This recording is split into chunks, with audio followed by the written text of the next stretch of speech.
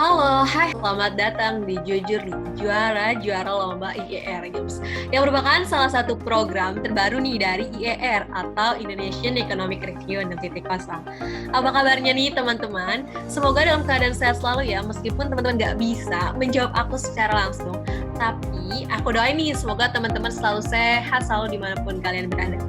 Perkenalkan, nama aku Tiara Purnamata Dewi yang merupakan host dari podcast Jujur Lin ya teman-teman. Tentunya kali ini aku bakal ditemenin sama narasumber yang sangat menginspirasi teman-teman.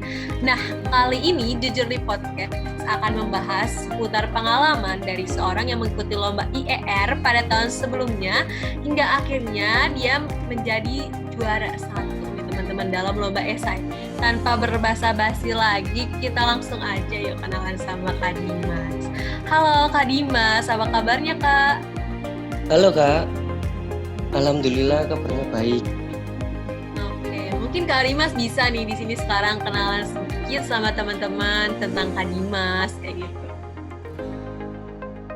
Oke, Assalamualaikum warahmatullahi wabarakatuh. Perkenalkan, nama saya Dimas Febri Prayoga Putra. Saya berasal dari Gresik, Jawa Timur. Saya sekarang berada di bangku kelas 12 SMA di MA Matulul Al-Anwar Lamongan. Wah, jauh juga ya Kak dari Lamongan. Tapi Kak, kalau boleh tahu nih Kakak lagi kesibukannya apa nih Kak akhir-akhir ini? Apalagi kita tahu ya sekarang lagi pandemi kayak gini. Untuk kesibukan sih, nggak sibuk-sibuk amat sih Kak, tapi akhir-akhir ini lagi agak repot ngurusin LPJ, laporan pertanggungjawaban organisasi aja, sama belajar untuk persiapan UTBK gitu.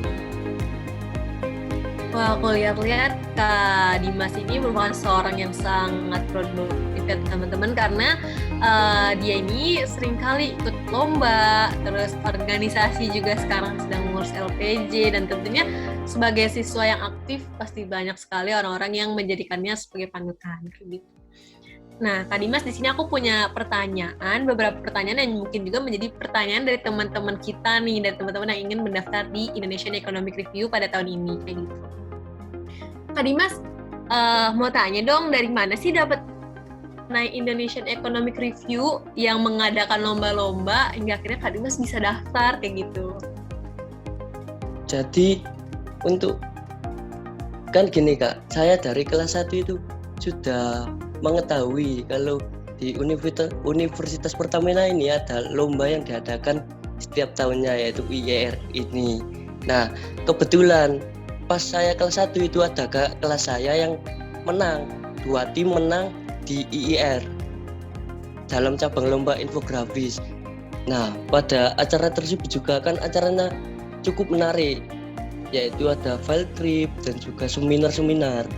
Nah, saya jadi kepengen dan saya berniat untuk tahun depan untuk ikut gitu Kak. Wah, berarti Kak Dimas ini terinspirasi dari kakak tingkatnya atau kakak kelasnya yang mendapatkan juga gitu kayak Kak Dimas yang mendapatkan. Terus cuman mungkin beda dari yang diikuti lombanya ya Kak. Tapi Kak Dimas juga akan menjadi inspirasi nih buat adik-adiknya kayak gitu kan Kak. Wah, hebat banget sih Kak Dimas juara 1 lagi kan. Oke.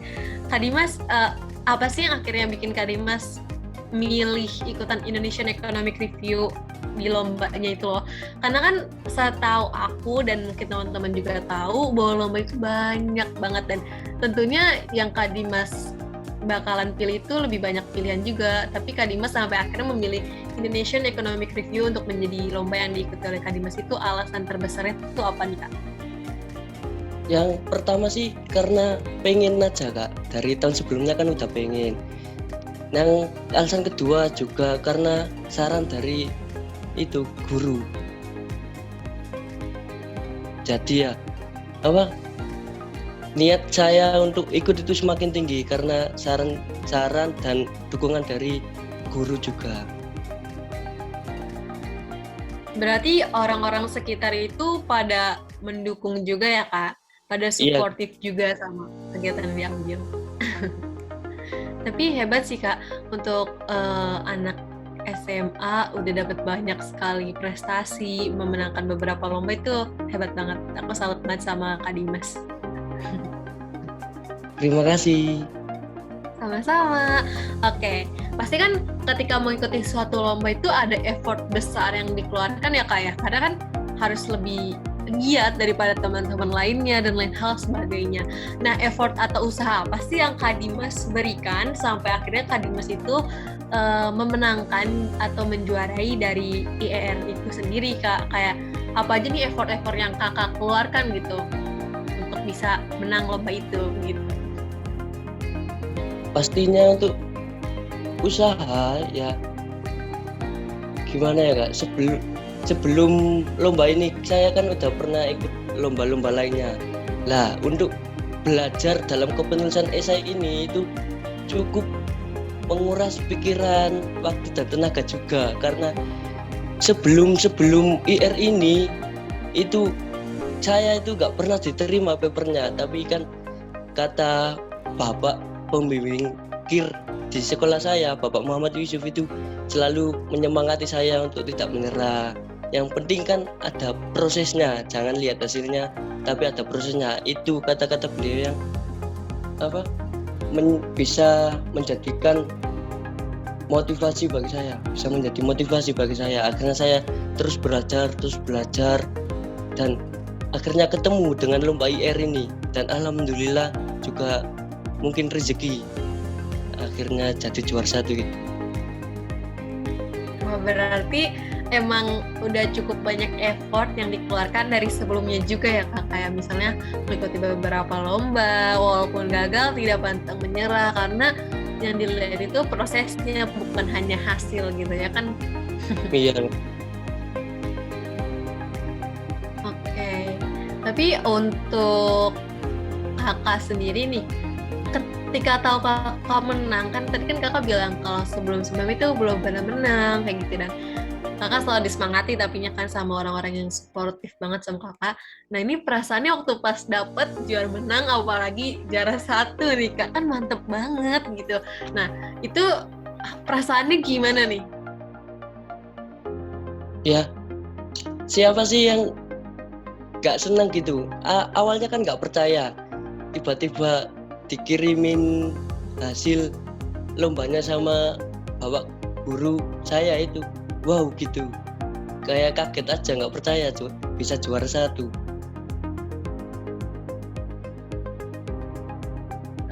Selain kaget gitu ya, bangga tentunya, ada hal yang kayak sampai Kakak lakukan nggak, misalnya sampai kayak apa ya, karena kan ada orang yang kadang kayak memberitahu teman-temannya terus kayak traktir lah atau apa. Kalau Kakak ada nggak nih ngelakuin kayak gitu?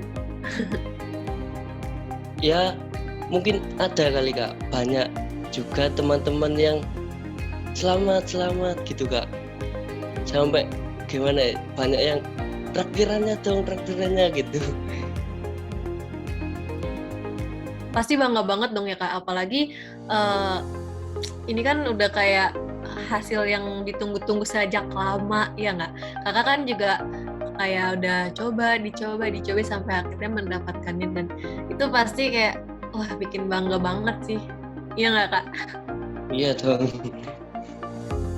Nah, terus pasti kan setelah beberapa banyak nih pengalaman dari lomba-lomba sebelumnya, yang kata Kakak menguras juga kepala yang cukup bikin pening mungkin ya Kak, harus ngeliat tulisan yang banyak, harus ngerangkai kata dan lain hal sebagainya, harus research juga, mulai jurnal-jurnal.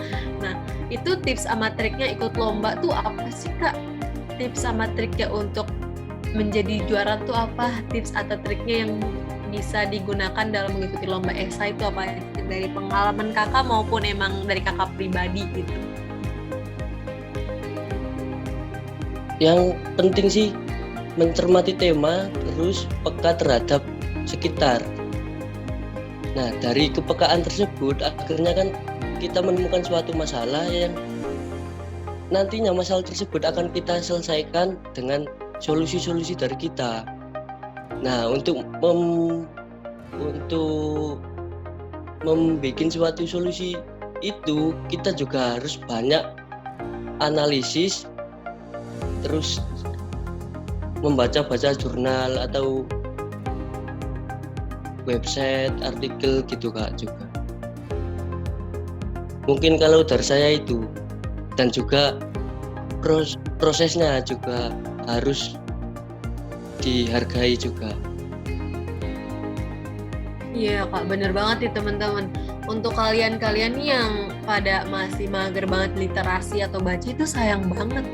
Karena Ya, ketika banget kita ya. baca itu, gimana Kak perasaannya ketika banyak mendapatkan ilmu dari membaca?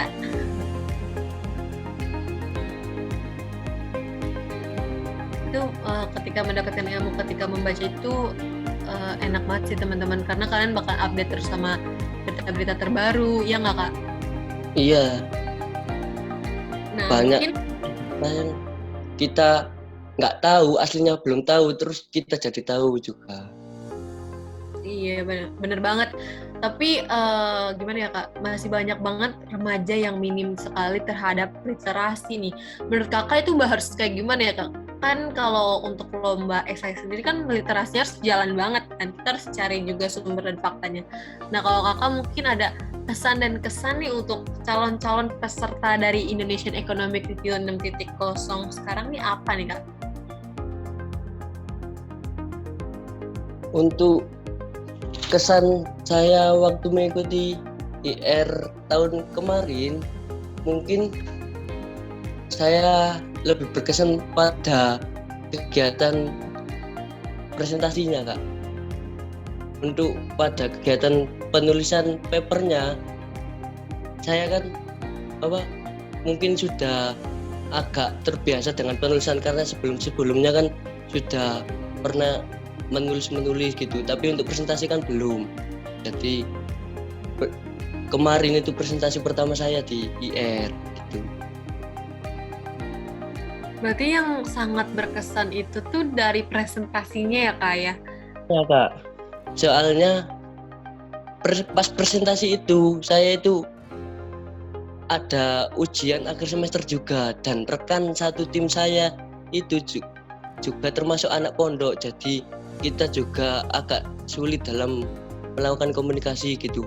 H-2 kita baru bikin PowerPoint, H-1 kita baru latihan presentasi gitu. Nah pas presentasinya juga kita juga ngerasa sangat belum maksimal gitu Kak. Tapi pada sesi pertanyaan juri itu memberikan sedikit hiburan bagi kita dengan kayak mengatakan gini, sistematika penulisan kalian ini termasuk sistematika yang paling bagus di antara 5 finalis lainnya. Nah itu sedikit ada penghibur di antara rasa pesimis kita. Itu sedikit kesan dari saya. Oke, kalau pesannya nih Kak untuk yang bakal mendaftar. Untuk yang bakal mendaftar, teman-teman peserta IR tahun ini semoga bisa lebih unggul dari saya, bisa lebih baik hasilnya dari saya, dan untuk mendapatkan sebuah kejuaraan itu jangan lupa untuk terus berusaha dan terus melakukan literasi. Mungkin itu pesan dari saya Kak. Oke, tuh teman-teman dengar pesannya kata Kak Dimas ini harus lebih berusaha dan semoga hasilnya lebih baik dari Kak Dimas, dan jangan lupa literasi. Jadi intinya emang literasi itu sangat penting banget gitu teman-teman. Jangan sampai kalian kayak mager baca sampai akhirnya bikin kalian ketinggalan informasi yang penting buat kehidupan kalian sendiri sebenarnya. Oke Kak Dimas, dari tadi kan kita udah bahas nih dari informasi pertama kali ikutan Indonesian Economic Review itu sendiri, terus Kak Dimas kenapa sih sampai akhirnya mau, sampai kan tadi udah kasih pesan, kesan, tips and trick dan lain hal. Sekarang aku mau mulai masuk kemana kita mau bahas dari paper kakak sendiri. Nah, kalau paper ini tuh kemarin kalau boleh tahu judulnya tentang apa nih Kak? Dan tema yang diambil apa? Tema yang diambil itu ekonomi Kak. Judulnya? Rumah Pelatihan Agroindustri. Nah, rumah pelatihan agroindustri. Untuk tingkat SMA, kepikiran sampai ke jalur seperti itu, sampai ke agroindustri, menurut aku itu suatu hal yang hebat sih, Kak. Karena anak-anak SMA sekarang juga belum tentu kepikiran kayak gitu. Mungkin balik lagi teman-teman, karena Kak Dimas ini senang sekali dengan literasi, ya kan, Kak? Iya Kak. Nah, mungkin Kak Dimas bisa memberikan gambaran sedikit dari esainya Kak Dimas, itu isinya mengenai apa, terus fokusnya kemana, dan apa aja nih yang dibahas.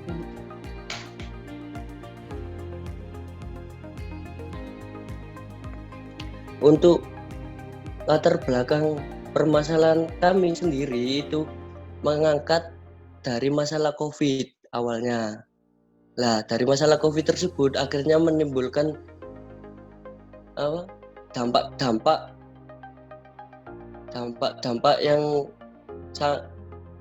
berbagai dampak yang ada di Indonesia, seperti dari sektor kesehatan, dari sektor sosial maupun sektor ekonomi. Lah, kita fokus pada sektor ekonomi. Pada sektor ekonomi kan pada tahun kemarin itu kemiskinan itu hampir menurun sampai -5. Lah, dan juga banyak angka PHK. Dari itu, kalau dianalisis kan jelas kalau kemiskinan naik, maka angka pengangguran juga naik dan angka ketimpangan juga naik. Di sisi lain juga, ketahanan pangan kita juga harus dijaga, Kak, karena dengan banyaknya angka pengangguran, maka semakin banyak pula masyarakat yang bergantung dari akses pangan pemerintah.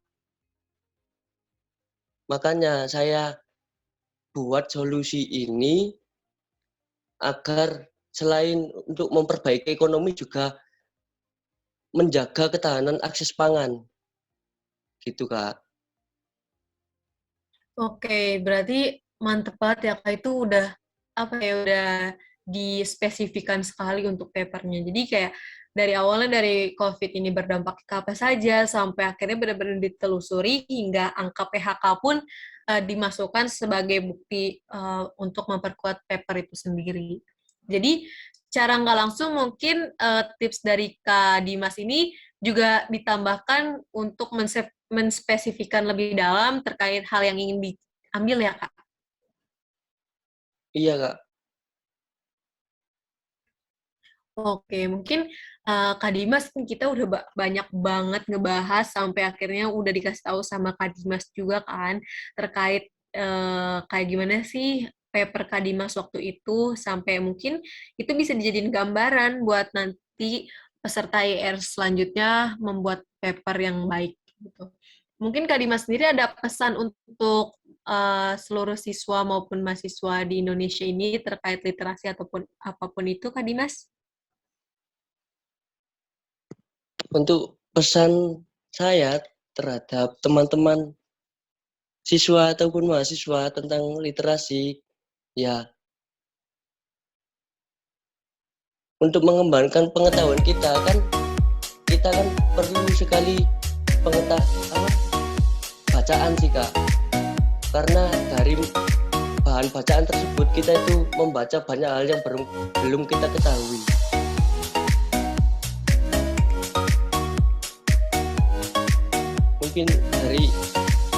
Mungkin sekian aja, Kak, pesan dari saya.